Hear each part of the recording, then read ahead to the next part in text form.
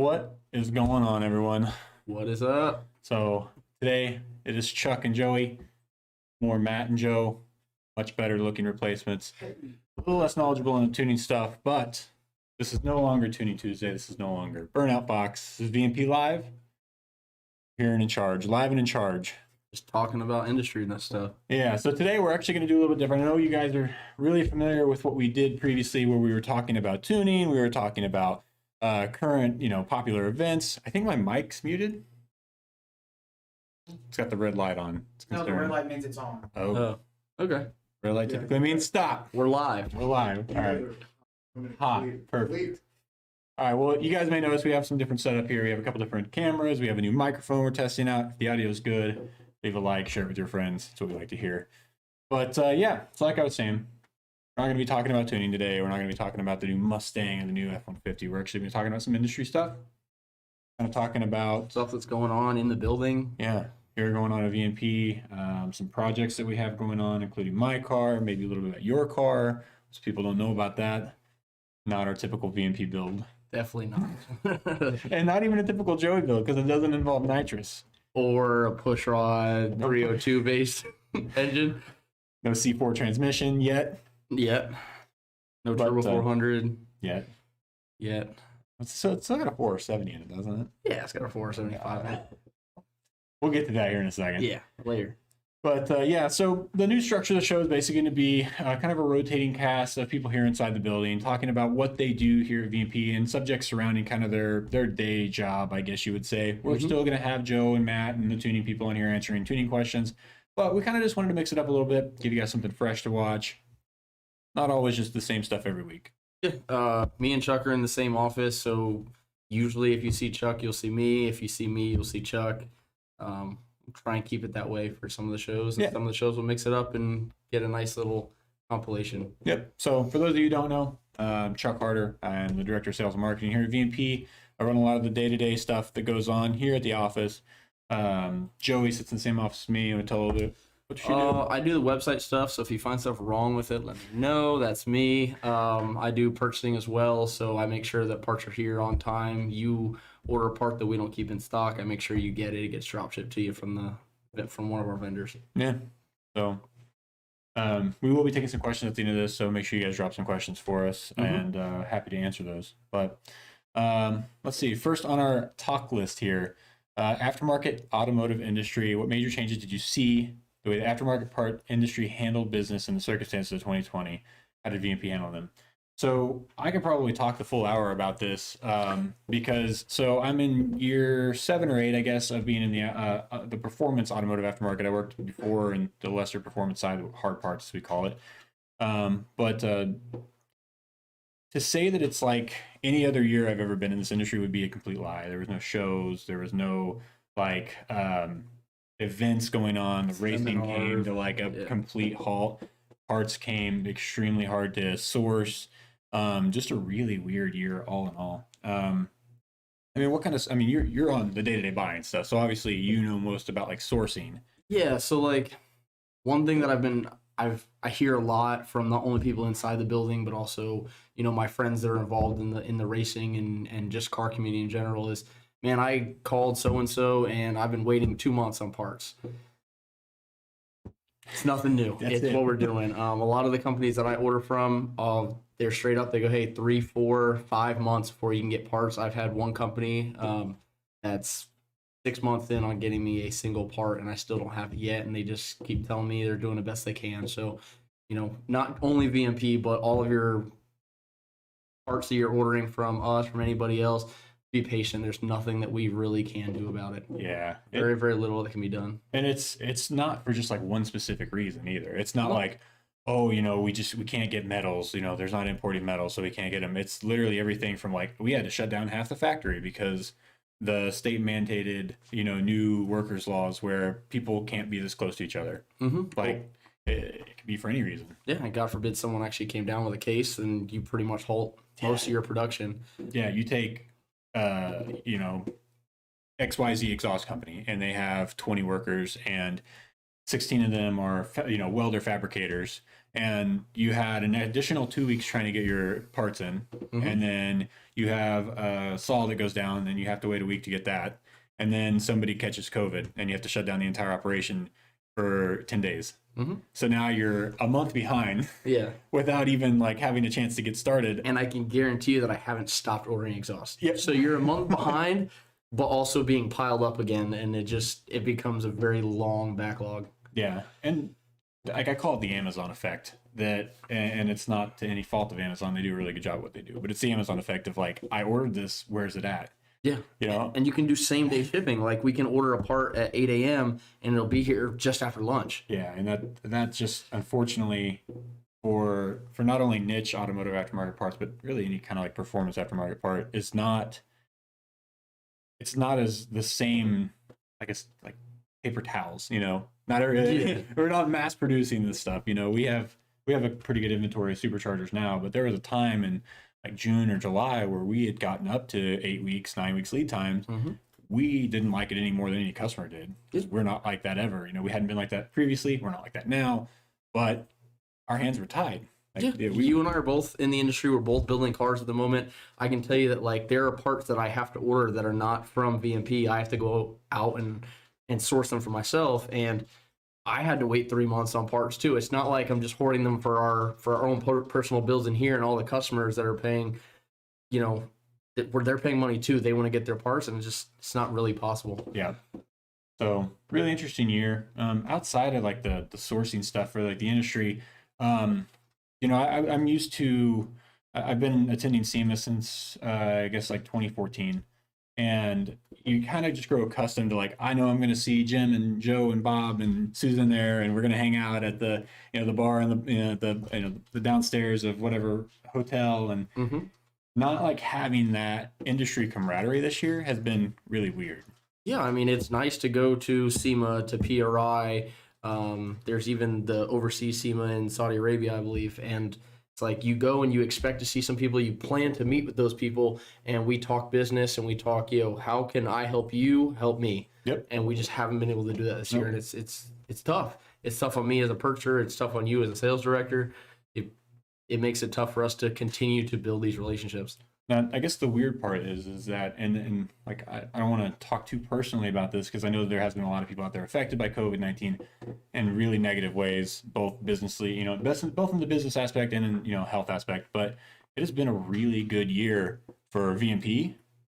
2020 was an exceptionally good year for VMP, and from my industry friends, pretty much everyone in the industry. I don't know that there was a company in our industry that had a bad year. Yeah, and there's a million reasons as to why it could be. The number one reason that sticks out to me is a lot of people got stuck at home, weren't allowed to work, weren't allowed to leave their house. And they've had these projects that, you know, hey, I'm going to finish it in 2017, 2018, 2019. And now they're stuck at home with nothing to do except tinker with stuff. So let's see, played Yahtzee 6 times today. Yeah. Beat Call of Duty twice. Yeah. Let's go tinker with the Mustang. Yeah. So, yeah, that's a good topic. But yeah, if you guys have any questions about that stuff, obviously drop it in the comment section. We'll get to that here in a little bit. Let's see, 2020 product launches, application launches, Odin, fitment, highlights. All right. So basically, Odin and product launches.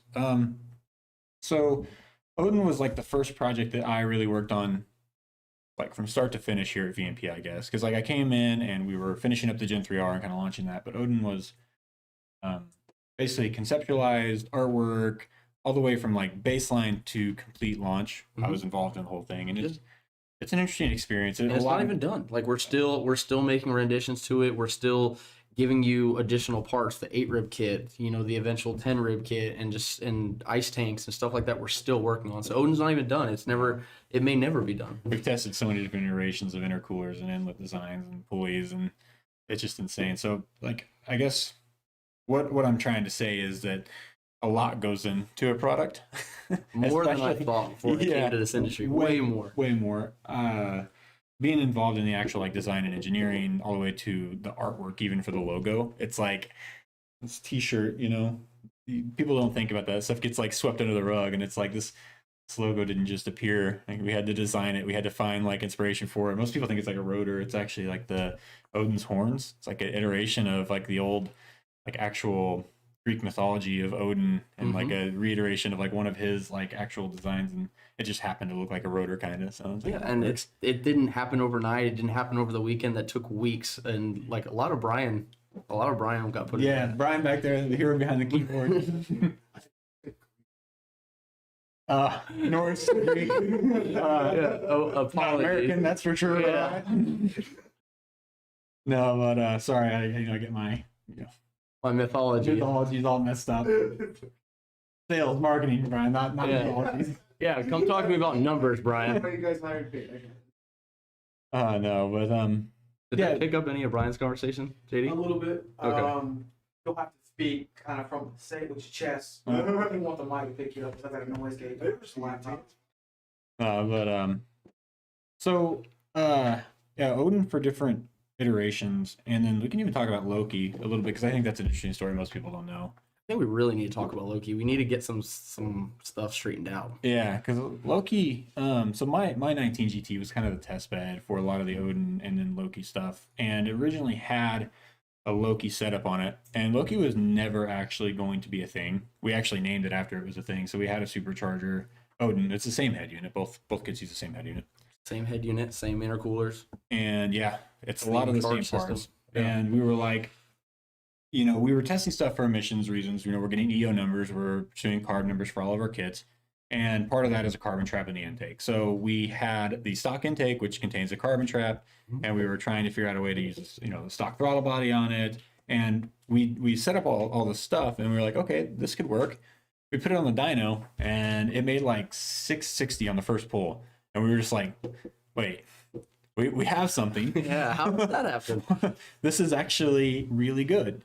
And so Justin and I and Joe and Joey, we were all kind of talking. We're like, hey, let's just make this into a kit and sell it. We can mark it down as a little bit more of a budget kit, but the performance of it is still going to meet almost 95% of our customer base's needs. So that's interesting. And then the 11 to 17 Odin kind of just came out of like, hey, this is close. If we just change one thing for 15 to 17, it fits. And if we change this one thing for 11 to 14, it fits too. Yeah.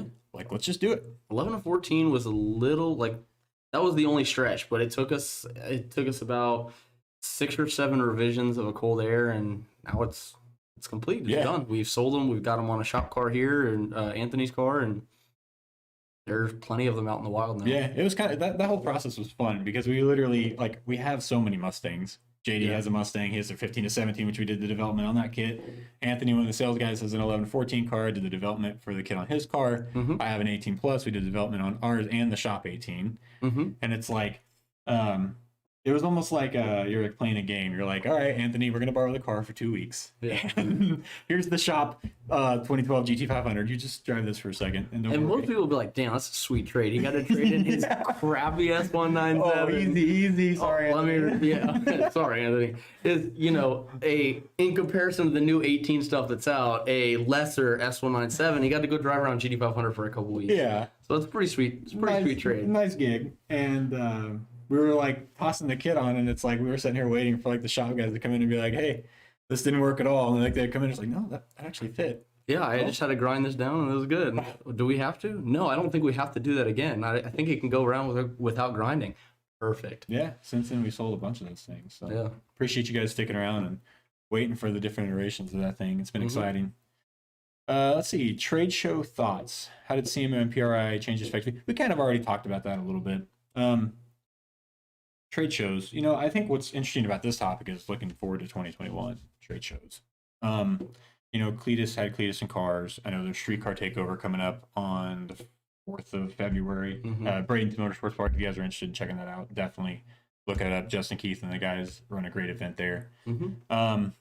But trade show thoughts for 2021. I know, I'm involved in a few small trade shows, like the Day Show in Tyler, Texas. I know they've already canceled that for this year. I saw that today NHRA For 2021 or for 2020? 2021. Okay. They already canceled it, and then Phoenix canceled their NHRA event as of this morning, which is not really a good sign. But I'm super hopeful that we can get back to some sense of By December. normal. Yeah. Because SEMA did put on the virtual what they call it. Was it Sema or something like that? Sema 360. Sema Yeah, 360. Sema 360. So they did put that on, and props to the SEMA crew for getting an event put together, but it wasn't the same. And I don't think that anyone would disagree with that. And I don't think that they expected it to be the same. It's not like they didn't plan well or execute well. It just, being in person, you get a lot more, you get to read body language. You really get, just like having a conversation. You get a lot more business done in person. And then you're also trying to like showcase products.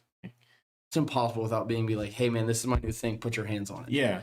Yeah, It's like impossible. you can have a 360 image and try to spin it around, but at the end of the day, like unless you're there holding it, touching it, opening things, it's not going to be the same. So props to the SEMA people. And then PRI, was there a online PRI? I don't think so. Was there? Not that I remember. I think they did like the PRI Roadshow, I believe, where they kind of went around and did like a bus. Mantic did that, I think. Was that PRI or was that it was SEMA? like, I think some of the PRI stuff was pre-filmed, then presented. Like, Yeah. and all that, in a smaller but similar format to SEMA 360. Yeah, it all kind of ran together. It was just really hectic because it was SEMA was on, and then they released this video for like all the precautions they were going to take, and then it got canceled. And then PRI was like, no, we're having PRI up until like a few weeks before, and then they're like, we can't do this. Yeah, we had to cancel our plane tickets, I think. Yeah, I think we'd already purchased plane tickets, so that was just a hectic time. But again, props to the SEMA guys, PRI guys. I know a lot of people that work there. They all tried their absolute best and just trying to work around, make sure people are safe, follow city and state guidelines, and then also trying to still host a gigantic show. So what do you want to see for SEMA and PRI 2021? What do you want to see? I mean, realistically, I would like to see, COVID gone and regular SEMA and PRI return. Yeah, naturally. I think that that's probably not likely, unfortunately. I think that we're going to see a SEMA and PRI in person this year. And I guess it's probably just going to take place with your typical hand sanitizer, mask, social distancing policies. Now you say typical, but I feel like that's probably just a Florida thing because I know outside of Florida, there's still a lot of like. I guess there's a lot of Yeah. We're a little, I don't know. One thing I would like to see is it be a little bit longer. Yeah. And maybe have a second venue. So you have two venues that you run back and forth with. And then we can do, a couple days here, a couple days there, just so you can have people spacing out better, less people in each building. And, it'll be tough to moderate how many people come in, but at least from a vendor standpoint, you can space everything out a lot nicer. Realistically, that's not a bad idea. Is if you just, you made it, 3 extra days long, and then you only allowed a certain amount. You split up A tickets, B tickets. Yeah. And then say, A pass gets these days, B pass gets these days. Makes for a long week for us vendors, but worth it. Yeah, but I mean, we have 2 years worth now of catching up to do, if you will. True. And when it comes down to business, you got to spend money to make money. Yeah, true. Let's see. Return of Chucky. Oh, geez. That's your baby. Chucky's like, that's like the official. It's like my foster child. Like, oh, no. So we did have a vote on social media when we asked if you guys wanted to see the return of Chucky, and it was like 91% yes, right? Yeah. People want to see Chucky back at it, doing something. They did we get much DMs saying, hey, what we want to see from Chucky? Because I know you kind of asked that. Not a whole lot of DMs, as people just want to see it. Like a continuation, because we kind of left off at a point of like, hey, it did this awesome thing. It did, yeah. It had potential to keep going further, and we just kind of stopped. See, Chucky is I think the lore is that it was like a flood car from Houston that was bought for under like 10K. Yeah. And it's got no interior. Well, that was my choice because me and Chris pulled the interior out of that car. It's from Georgia. Okay, so the lore I got was wrong. It's got its from own Parts Farm, right? It's from a place called Parts Farm. Yeah. Chris and Justin and Rebecca all went. And Alex, right? No, Alex didn't go. Okay. Alex didn't go. He was here for the reveal though. Like when we were under the bar and stuff. Like they went off in secret one weekend, just disappeared, and then came back with Chucky, but nobody knew, and they kept it all under a barn. The only people that knew was like digital media and Justin and Rebecca, and they were like, "Hey, let's go see our purchase." Well, that's kind of cool. So we've been, the shop and I, Casati specifically, we've been kind of trying to dig into it, and we suspect that it's actually a truck motor and it's not a Coyote Mustang motor, which is why the car just never quite made the power it should, because you do a compression test, it passes fine. Leak down test does just fine. So we suspect that it may be a truck motor. If What? you What, That's a Brian? video, bro. That's we bought this 5.0 and it was actually a truck motor. It brings me back to my Fox body days. But yeah, so we know that it's got the lesser compression. We know that it's got a different firing order. So now me and Kasai are kind of on the fence, just turn the nitrous way up on it, take it to the track, and either do a number or leave the guts at Orlando Speed World. It's at what? It's got 125 shot on it now. Yeah, 100 or 125, but we're thinking like 175. See how it takes it, and then turn it up to 200. 200. Okay. That's what I do. So for those of you guys who don't know about Chucky, it is a beat to hell 197, and it's in rough shape, but it still runs really good. It runs good. You beat the heck out of it all the time. It gets fired up just to do donuts and do burnouts, and then never reaches operating temp, gets shuts off. Yeah, I did donuts around the Christmas tree. I did let it warm up though, so easy. I let it warm up. I made a point to do that because I was like, yeah, I'm not gonna be the guy that blows this thing up. So I let it warm up, and then I held it on the limiter for 45 seconds, going around a Christmas tree until it started to lose power. But it was fine after it cooled down. Fair enough. But like we've tested the oil, we sent it off to Blackstone, and like they're like, no, everything looks great. It looks like you maybe changing the oil a little too frequently. And we're like, well, yeah, we've had this car for many years, and it's only got probably 160 miles on it, 100 miles on it. You can sit a quarter mile at a time, or a donut at a time. In this Yeah, case. a couple donuts at a time. But all right, we'll probably do some more stuff on that. Joey's Let us probably know gonna what go- you want to see out of Chucky. If you want to see track stuff, if you want to see, I don't know, just let us know what you want to see. You want to see Joey spray it with a 200 200 shot? shot, and I'll leave on 200 on the brake. To probably the 330 where And- rods 3 and 4 exit scene left or something. Yeah, that's fine, and I'll just go until scene black. All right, my GT and the finishing touches. Yeah, so my 19 GT had Loki on it, went to no, put Odin on it, made basically 1100 horsepower, like 1070 and some change. And we took it to the track, and we were having basically we did like a test run, shakedown, everything looked good. We had the zip tie on the bypass valve, so it was only on like 12 psi or something. Everything looked good. Joe told me to cut the zip tie, let it eat. Went 1,360, front wheels up, really impressive. We made a shakedown to the 8th mile and noticed we were out of fuel. So we had twin 465s in there. We were fine on the dyno, but real life load on a good day in DA at OSW, we learned that it wasn't quite enough fuel. So What injectors were in there? at ID 1300. So brought it back to the shop and put the Hellcat pumps in there, twin 525s, Mm-hmm. and done some testing on the street, and everything is good with fuel pressure now. And on the testing in the street, I noticed that we had some rear end noise, probably in thanks to the 1,360 foot. So now we are waiting on a new rear end, which brings us back up to like question number 1, which we were talking about sourcing parts. So Yeah. we have a 315 rear end coming for the car, get it in there, head back to the track, make some magic happen. Yeah, it's kind of the holdup on your car right now, but it's just kind of everybody's on intergalactic back order, as I like to say. Yeah, that's they can't give me ETAs. They'll tell me, hey, it's months out, and that's all they can tell me. Yeah, it'll be here sometime. Yeah.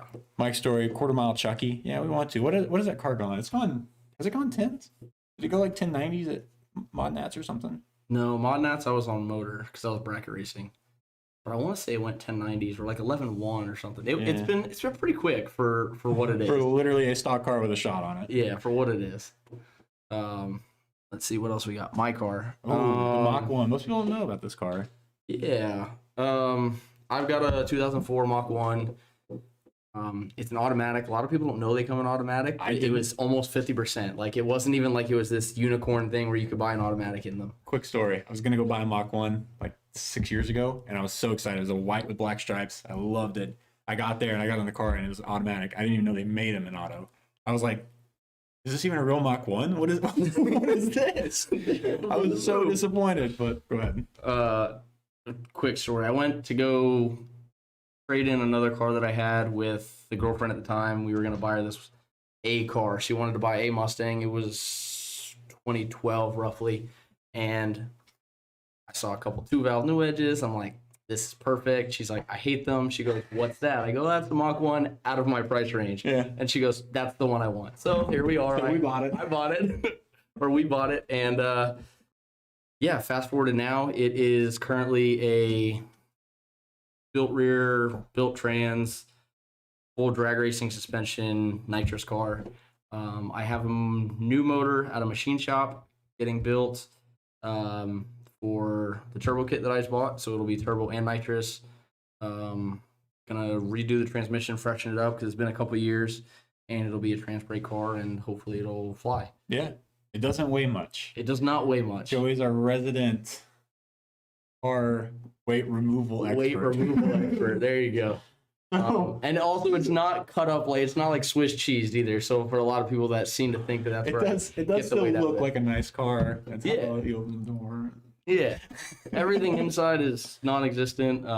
But it gets down pretty quick on the places that I choose to race it on. Yes, but we have our Anthony. We brought up this car earlier. The running joke is Anthony's car makes like high 600s or mid 600s, I think. Yeah, and Anthony's scared of Joey's 250 horsepower Mach 1. Yeah, it makes less than 300 on motor, and I told him that he can have the lead. He can leave anytime he wants on a no prep track.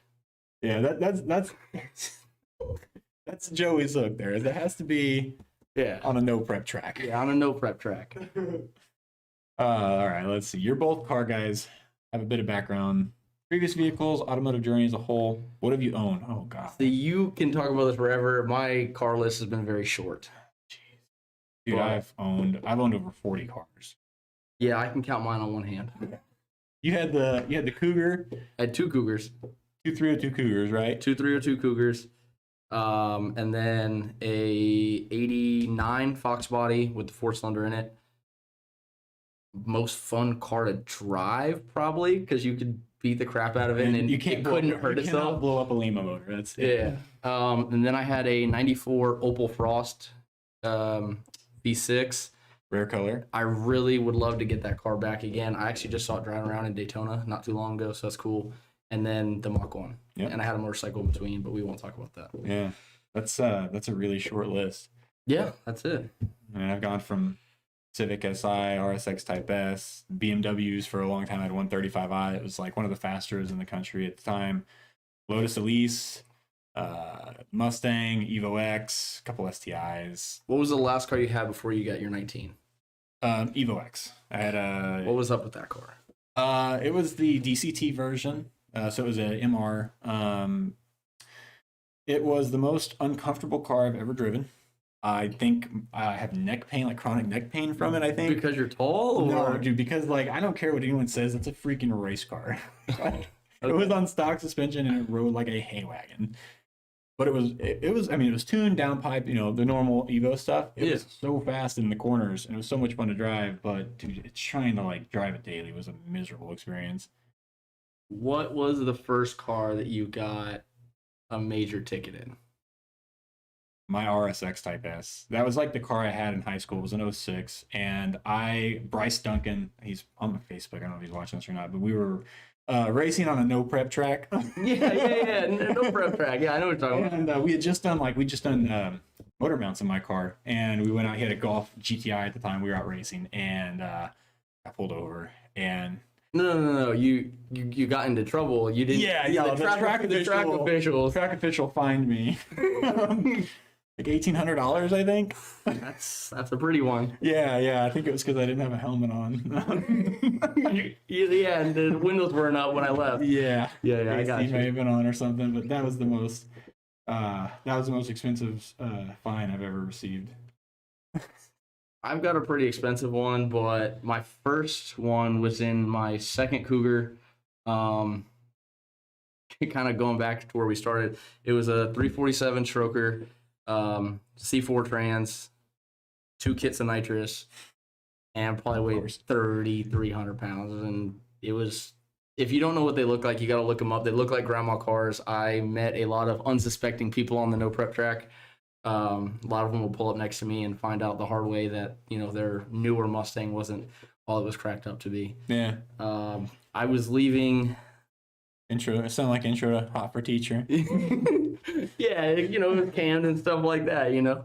But I was leaving a little restaurant by myself, and the road that I turned onto was 35, and I had no idea. And I came out, left, took off. Apparently, it was a very strictly enforced road. I was doing about 75, spinning the tires.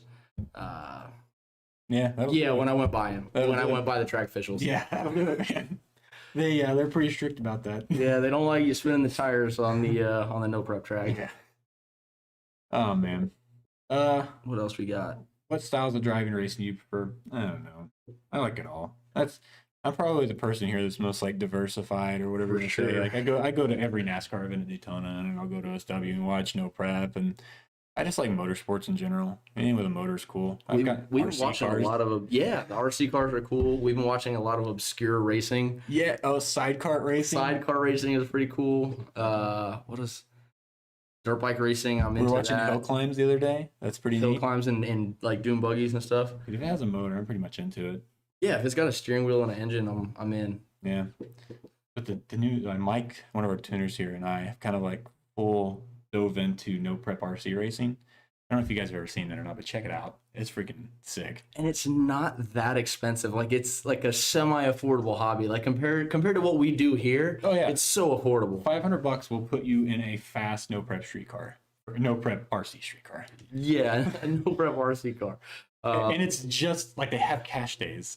Yeah. And they have like it's the same people bet at the starting line, and they have like little tracks that's like drag strips and stuff. Yeah, and you can do it, your kids can do it, grandma and grandpa can do it, and like it's not just go, because the cars make so much power, they will absolutely obliterate the tires. You can go through a single set of tires in a couple minutes. Yeah, I have a tuning app on my phone, on my motor, everything ESC is all tunable. I can change throttle curves, timing, I can change punch control, like all this stuff. Suspension. Yep, I've got custom mounted suspension on my Fortec. Like I made new holes for the suspension to mount more vertically. Like it's bad. I mean, is your car fast? Like, how does it relate to like Mike's car? I mean, it'll drag Mike's crap all the way down. Mike's after lunch, we're gonna get out way faster cars than I do. Mike's deep. So Mike's buddy has a Pro Mod, and I was like, what is that? And I looked at it and I was like, that is a 1/16 Pro Mod. Yep. And it's crazy. They go so fast. Cheap to get into, expensive to compete. Yeah. Just like any motorsports though. I can't think of anything where it's not expensive. Yeah. But, all right, let's take a few questions. I see we have a few here. I'm only looking at the YouTube ones, but I will get to the Facebook ones in a second. Tyler's Garage, what's up, man? Good to see you. Thanks for tuning in. Audio's good. Good to hear. Today's episode about the 3100. We could talk a little bit about the 3100. We are still doing a lot of testing on that blower. A lot of good things coming from that. We've tried quite a few different iterations now. We've done Odin, GT500, 2020 GT500, Gen 3R style, both Coyote and GT500, Cobra 3100. Yep. Well, let us know what you want to know about it more specifically, because we could talk about that. Could be a whole different episode. Yeah, if you guys want to talk about 3100, drop a question. Happy to answer it for you guys. This is your exclusive link for info on that deal. Hey guys, wondering if you guys have a Supercharger lid gaskets for Odenbar. We do have them, and we actually made a running change. We talked a little bit about it earlier, how we always make changes. Yep. It's like Odin, we're still developing it. We actually went to a cut groove in the lid and an O-ring, which if you've got like an Odin in the past 3 months, that's probably what you got. But yes, we do have replacement lid gaskets now. Give us a call. Give sales and support a call. It's 321-206-9369. Or you can email them at sales@vmpperformance.com. Yep, we can get you hooked up. And we'll get you set up today. Have you guys seen the 2021 5.0 revs to 6,800 compared to the 2020 at 6K? There's actually a few changes on the 2021 F-155 liter. There's an encrypted ECU now, which really stinks. They also changed it to a displacement on demand, I believe, setup. Really? Yes. I did not hear that. So but I'm pretty well out. Oz Tuning actually posted like some CAD, I think, of timing covers and stuff like that. Yes, I did. And there was like an additional sensor. I think that what is suspected is it was like a displacement on demand type sensor type thing. Mm-hmm. So all that to say, we know that they're different motor. We just don't know to what extent yet. We haven't got our hands on one. I saw a picture this morning of the 2021 Mach 1, the grabber yellow color. Ooh. It's not attractive looking, in my opinion. It looks, if you're familiar with it, looks like the 2003 zinc yellow. Oh no. It's very, very Screaming similar. yellow was way better, man. Yeah, screaming yellow is awesome. It's what people would call like the piss yellow. It's about that. It's about the zinc yellow Cobras, the zinc yellow Mach 1s. And I remember when they announced GTs. the Mach 1, Joe was like, all right, going into debt, boys. Yeah, I was like, I just got out of debt. I'm going in. And then I looked at it, didn't have a shaker. The motor didn't look like it was going to be any different. It was just like a suspension and styling package. I was out, not worth it. If it had the shaker, if it had rumor had it, rumor had it that it was going to be a cross-plane 5.2, and I was in. I was sold. I didn't care what the price tag was going to be. I was going to go get one. I was going to be the first one to have a Odin-powered Mach 1. Now I'm not interested. I don't care. Yeah. So I don't know. I'm sure it's still going to be cool. They're neat. But it looks like it looked like it simply took the spot of the Bullet. It's going to have a different intake manifold, and that's it. Is what I read. Why would they put a shaker? Why would you not put a shaker head on it? I don't know. It's just always had one. Why not? They put nitrous on a factory Focus at one point in time. Yeah, Make it come with selenium nitrous or on the something, factory. Like, you don't care if it's a 75 shop. Make it come with nitrous. Put a shaker head on it. Maybe not the solid rear axle. Leave that out of there. But yeah, sure, whatever. give it a Turbo 400. I don't care. Whatever. Oh, God. Let's see. Oh, Renaissance. This is one of my friends, actually. Do you anticipate any foreign import prices change to performance cars due to change in American leadership today? Geez, man, what a question. His name is Max. Appreciate the question, Max. We don't know. We don't like. We're 3 hours into a new presidency. So I was actually looking at some old boss of mine, Gunner, actually sent me some charts of like prices that for like importing and exporting stuff and like how they've kind of trended over the last 4 years. And we're not really like winning the trade war, I guess you would call it. So I don't know if it would be like something that would increase necessarily or decrease. I think that there's a lot to be seen. I think it's definitely too early to call. We actually don't really do any importing for the products that we make here.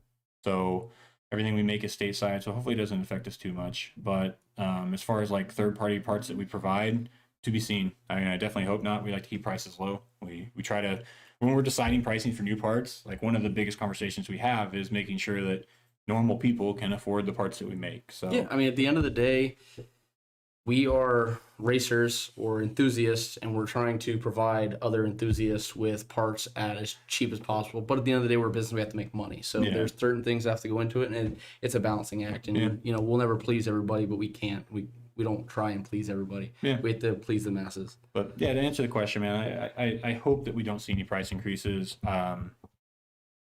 A lot is going to change. I know that there's a lot of talk about like the climate change reform and re-entering Paris Treaty and shutting down the pipeline and gas prices. So I think we're going to see a little bit of a shakeup. What that actually turns out to be seen. I don't want to get too strong an opinion and be way wrong. So I'll just leave it as I hope if we don't see that increase, I hope that we can continue to provide great parts at great prices. I think Walmart probably has that trademarked, but just jumped over to Facebook. Todd gave you a shout out. oh man, Chuck 2024. Hope you guys are doing well. No politics. No, thank you. I'm out. Alex Chambers. I installed my Odin kit on my 2016 F-150 back in September. Do you know when the AFE cold airs that were supposed to be shipped out will be included? Alex, man, give us a call. Same thing. They're here. I'm pretty sure there's no reason we can't get them out. Give us a call, 321-206-9369 or sales@vmpperformance.com. Yeah, we have them. Definitely get that the tube that was sent there as a temporary replacement off the truck and get you the nice AFE unit on there. It is a killer unit, makes a lot of power. Yep. So pretty sure there's a couple sitting on a pallet, so we can get yours out today, Alex, if you give us a call right now. Yep, happy to help. But yeah, that's all the questions we got. Anything else? Anything that we missed, JD? No, that's good. Okay. That's all the questions we currently got. So wrap up. Yeah. Cool. Let me just make sure, jump back over to YouTube, make sure there's nothing there, but I think that's it. Yeah, that's everything. Cool, guys. Well, thanks for joining us. Thanks for talking a little about the industry. Like I said, continue to check out VMP Live every Wednesday. We're going to be doing the rotating staff, rotating topics. Feel free to check out the YouTube channel for previous episodes, as well as every other bit that we release. One quick question here. I don't want to end this off. The response to 2650 Terminator Gen 3R compared to Gen 2 or 2R at low mid range. No, that's more of a question for you. You're the Cobra guy. Yeah. So I don't want to correct you, but I just don't want there to be. I don't want to cause any more confusion. So there's not a Gen 2 and a Gen 2R Cobra blower. It's a Gen 1 and a Gen 2, and the difference was the EGR stuff in the back. And then obviously the Gen 3 and then the Gen 3R are now, and it's now a Gen 3X if we're kind of getting there, the 3100 version. As far as the Gen 2, the 2.3 versus the 2.65, everybody loved the 2.3. It was extremely responsive. It ran forever, and it would just seem to just keep pulling. The Gen 3R, it is a little bit more slow, but it pulls harder, and it continues to pull harder the farther you get into the RPM range. So a lot of the no prep racers, they seem to like that. It leaves softer. It's got a softer hit, but brings on power when you start to have a little bit of wheel speed. Yeah, the 3R is definitely going to make more power than the 2. It's the first time that we've seen a 1,000 horsepower TVS Cobra is via the 2.6. And now we have multiple. Now there's been plenty of them. The 3100, same thing. Yep. So SK Performance got their 3100 back to the shop last week. They're just waiting on the motor parts, which again, the first question, taking forever, but they're going to be having that thing up and running, and that should make well over 1,000. But yeah, they made 1,000 on a 2650. We are elated to see what they're going to do with the 3100. Good word choice. But all right, guys. I think that's it. Make sure you like, share, and subscribe. If you want to see more of me and Chuck, let us know. If you don't want to ever see us again, let us know. All right, guys. Thanks for tuning in. We'll see you guys in the next one. Later.